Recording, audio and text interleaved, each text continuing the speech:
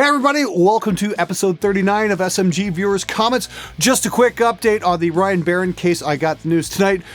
They have located the vehicle, which they presume struck Ryan down. They've got it going through forensic testing now.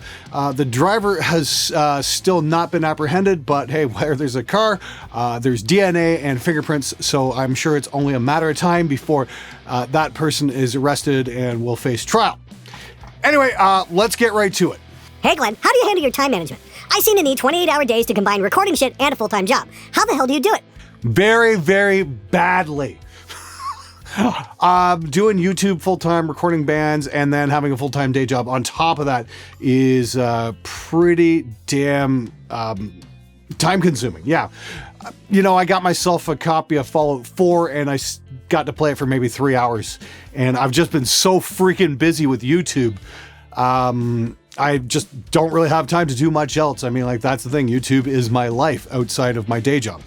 I mean, you know, let's put it this way. I just bought the Chapman Ghost Fret that they sent me. It was so good, I couldn't send it back. I'm like, yeah, I'm gonna hang on to that. I'd like to put some new strings on it, but instead tonight I'm sitting here making a show for you guys to check out. So yeah, I mean, like, for me, it's always a struggle to keep up with the demand. I mean, like, I try and do 3 shows a week, and I feel real bad if I can't meet that goal. Ultimately, I would love to do 7 shows a week, but right now, just with my scheduling, that's not going to happen. The best advice I can give to you is just prioritize. There's another strange reason why drummers tend to play fills faster. Some have the strange tendency not to breathe during fills. Yeah, and I find a lot of them have trouble walking and chewing gum at the same time, too.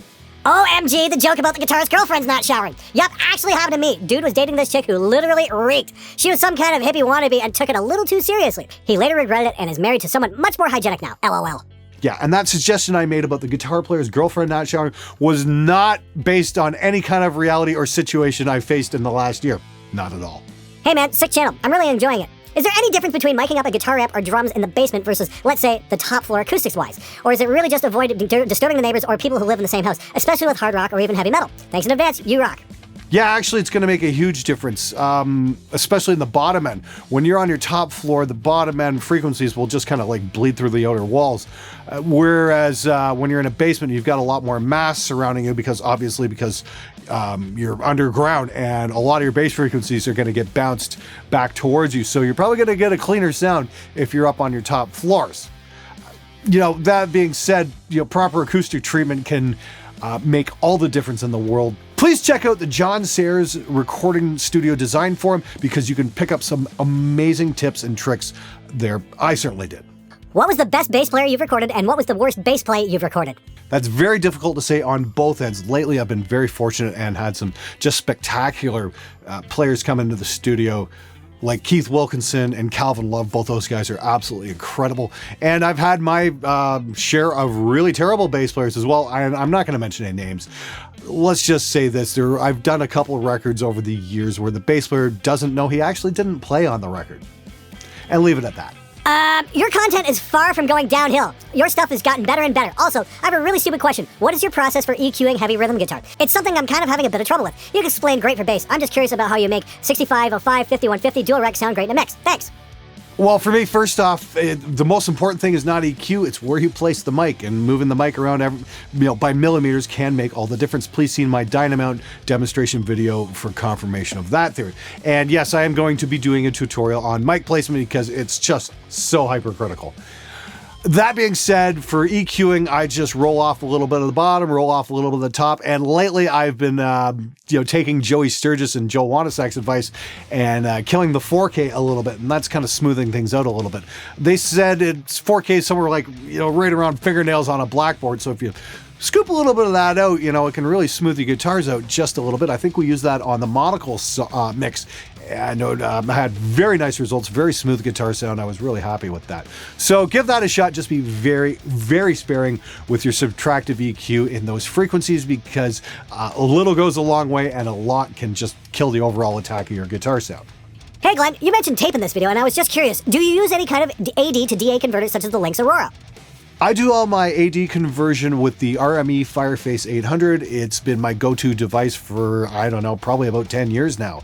It sounds great. It just sits in the rack, stays the hell out of the way, and sounds awesome. Seriously, if you're a PC guy, take a good hard look at the RME stuff. The drivers are rock solid, and their build quality is second to none.